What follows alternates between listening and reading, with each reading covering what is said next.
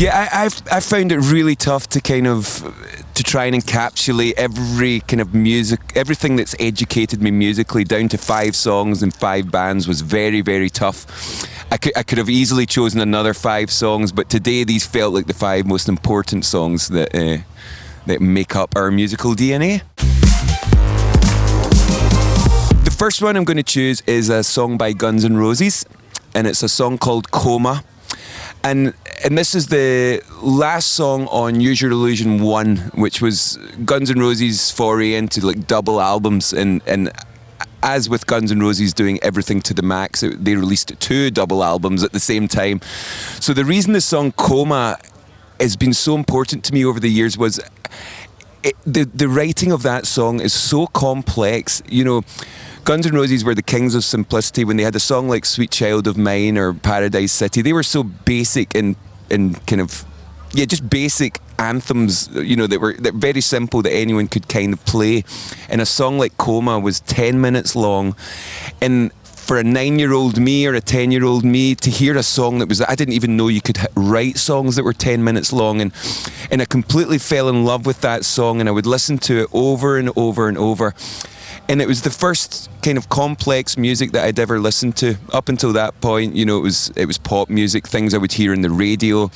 And Guns N' Roses were the first band that I bought the album myself with my pocket money.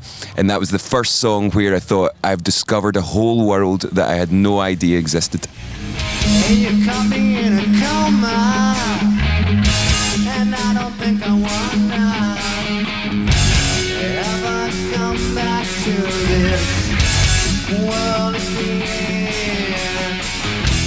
Guns N' Roses are a massive influence. To be honest, when I started playing guitar, I couldn't play guitar like Slash. I wanted to play guitar like Slash, but I couldn't. You know, I wasn't very good. And what Guns N' Roses taught me through the years was ambition. They gave me a sense of scale about music, and the fact that no idea is too stupid, no idea is too big. You know, Guns N' Roses made videos that cost like $3 million back then, and when we were working on our album Opposites, which was a double album, and that's from 2013, I was listening to Use Your Illusion 1 and 2 non-stop, and it was a huge influence in that album. So not only did it impact and introduce rock music to me as a kid, it's a pair of albums that I've come back to a lot over the years. And when I was going through my punk rock period, I hated Guns N' Roses. I wanted things to be short, pure,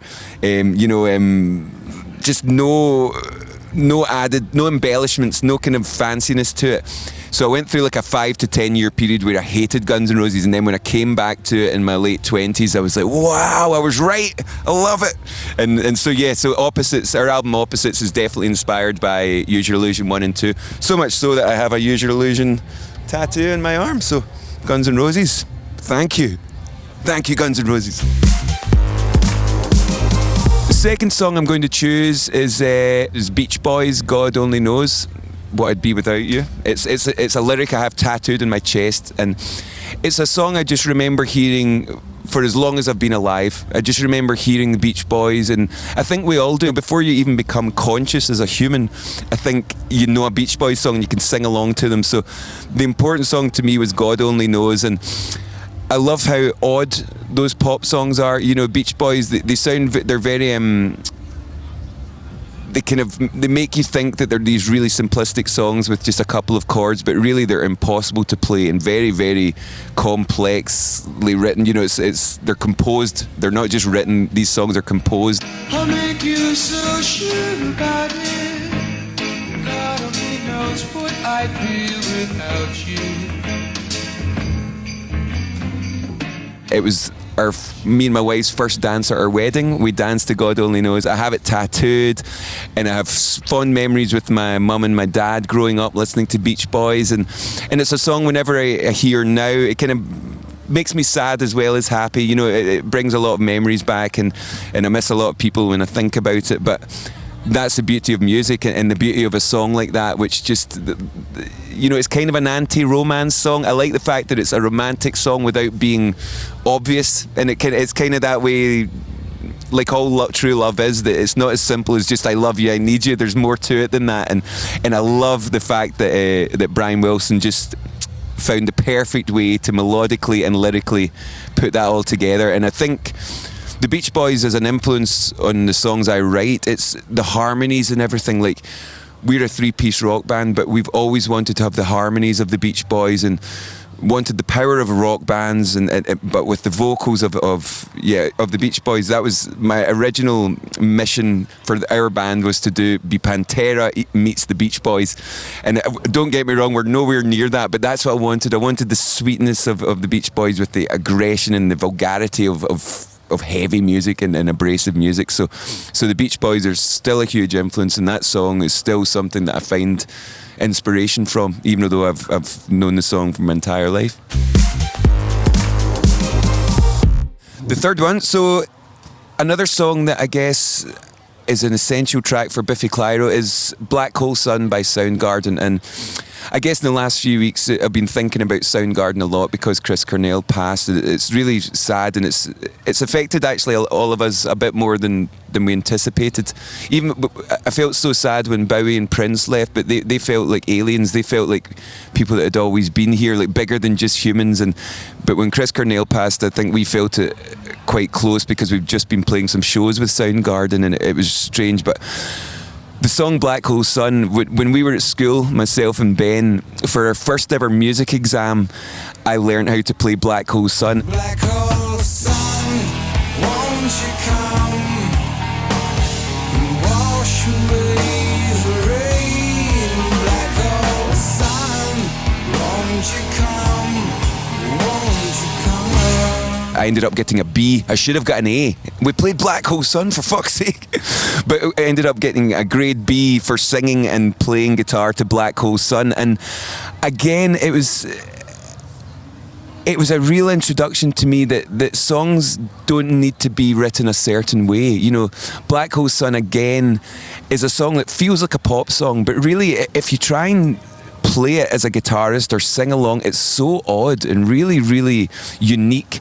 And I think that's, when I look back in the DNA of the thing and the music that inspired me growing up, it's always been things that have seemed to be one thing and actually have a little of something else in it. So Soundgarden and Black Hole Sun, you know, their biggest song, but I learned that in the guitar. It taught me about changing the tunings of a guitar. They were the first band that I ever tried to play a song and I had to detune strings, and I was like, what the hell? I thought it was just, there was only one way you could play guitar. And it taught me about how the fact that drums, bass and guitar are three different instruments. You know, it's not, you don't have to play the same thing.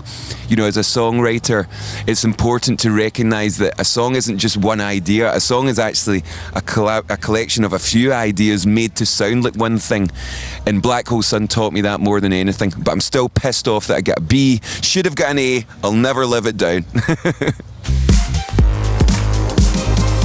I guess another essential song for our band Biffy Clyro would be Arcade Fire, and I could choose any song.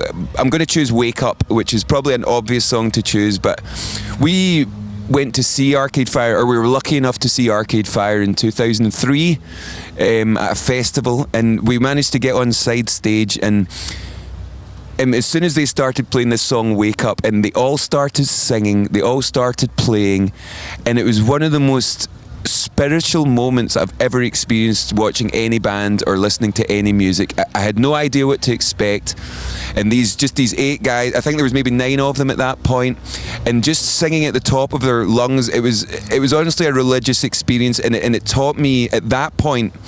I very much believed that live music was an internal experience. You know, I felt like if I was trying to make the show fun for the crowd, then I was selling out. And I thought, no, people are lucky to come and watch us play. It's not about them, it's about the music, man, you know. And when I saw Arcade Fire, it made me change on a dime what a live show was, because they just made it about everyone. They made it about the community and everyone that was there in that field in that moment.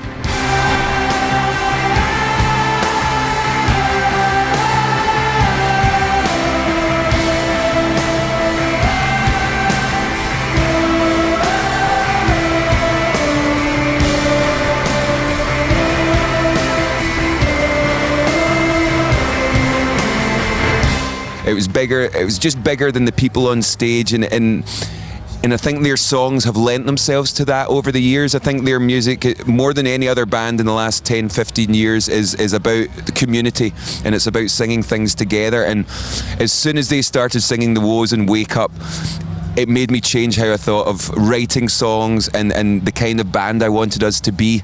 You know, up until that point, I wanted us to be like a progressive, weird band that people couldn't figure out, that people were like, what do they like? What are they into? What are they trying to do here? And then when I saw Arcade Fire, it just made me think, no, I think music can be... It can be something you can share but have integrity to it. It doesn't need to be throwaway if lots of people like it. And that's what Arcade Fire taught me. Also the intensity of their performances. You know, they didn't have any distortion pedals. They weren't throwing metal horns. They weren't headbanging. But it was one of the most intense gigs I've ever seen. And again, it taught me a lot about intensity. That intensity can sometimes be a whisper.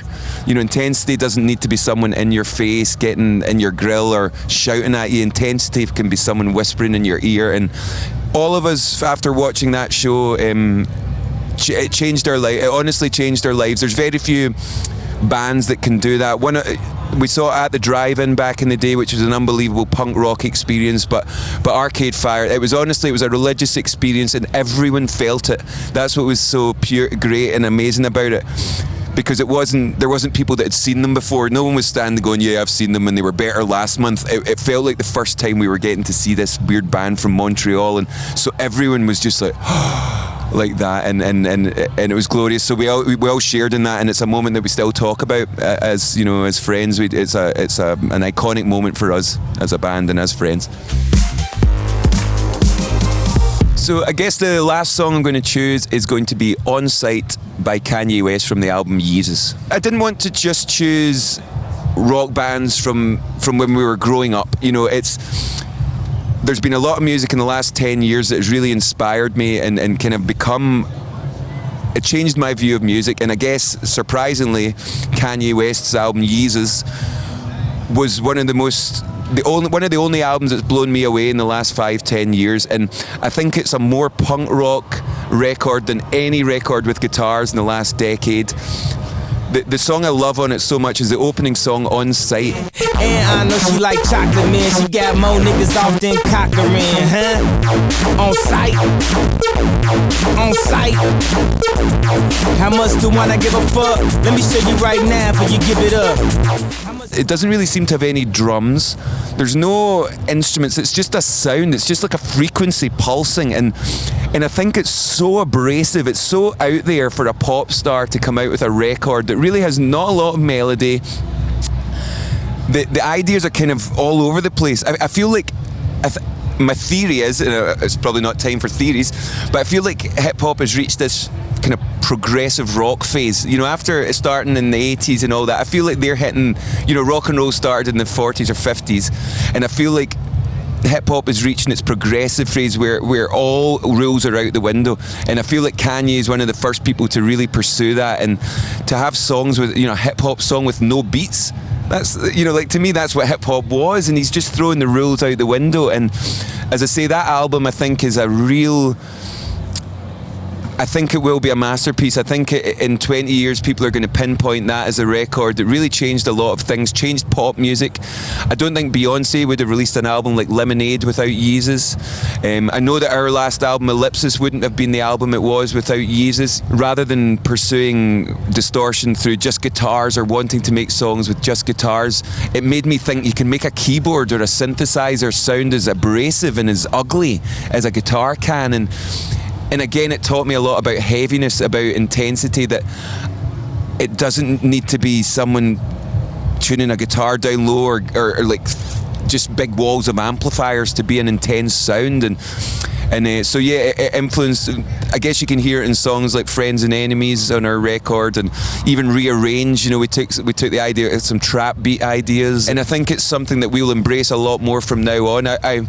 I don't want to keep making rock records that hark back to Zeppelin and Sabbath. You know, I feel that we've done that. We've done our albums where we are traditional and we embrace like the you know, orchestras and organs and really organic instruments. And starting with Ellipsis, I want our next 2 records to embrace that electronic kind of anarchy and that abrasiveness that you get from digital distortions and things. And Kanye West and that album Yeezus really has changed how I think about music a lot. You know, no, I've never met Kanye West. I think I have a feeling with Kanye that meeting him would perhaps ruin the mystery. I'm happy to just keep a distance and just love his music and love what he does and ignore his private life and all his political points of view. He can keep them to himself. But that album Yeezus, you've done enough to justify your place in popular culture, Kanye, so well fucking done, you bastard.